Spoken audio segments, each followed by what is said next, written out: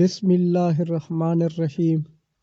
عبداللہ بن عباس رضی اللہ تعالی عنہ سے روایت ہے کہ ایک مرتبہ رسول اللہ صلی اللہ علیہ وآلہ وسلم دو قبروں سے گزرے تو آپ صلی اللہ علیہ وآلہ وسلم نے فرمایا کہ ان دونوں قبر والوں کو عذاب دیا جا رہا ہے اور کسی بڑے گناہ پر نہیں۔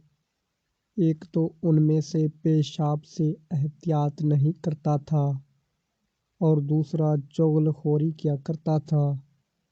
پھر آپ صلی اللہ علیہ وآلہ وسلم نے ایک ہری ٹہنی لے کر بیچ سے اس کے دو ٹکڑے کیے اور ہر ایک قبر پر ایک ٹکڑا گاڑ دیا۔ لوگوں نے پوچھا کہ یا رسول اللہ، آپ صلی اللہ علیہ وآلہ وسلم نے ایسا کیوں کیا؟ آپ صلی اللہ علیہ وآلہ وسلم نے فرمایا، شاید جب تک یہ ٹہنیاں خشک نہ ہوں ان پر عذاب میں کچھ تخفیف رہے۔ صحیح بخاری حدیث نمبر 218۔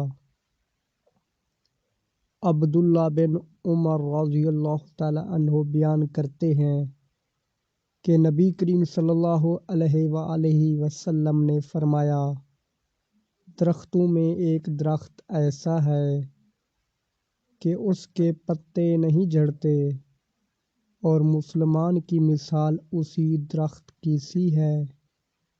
بتاؤ وہ کون سا درخت ہے؟ یہ سن کر لوگوں کا خیال جنگل کے درختوں کی طرف دوڑا۔ عبداللہ نے کہا، میرے دل میں آیا کہ وہ کھجور کا درخت ہے، مگر میں اپنی کم سنی کی شرم سے نہ بولا۔ آخر صحابہ نے نبی کریم صلی اللہ علیہ وآلہ وسلم سے ہی پوچھا کہ وہ کون سا درخت ہے۔ آپ صلی اللہ علیہ وآلہ وسلم نے فرمایا، وہ کھجور کا درخت ہے۔ صحیح بخاری حدیث نمبر 61۔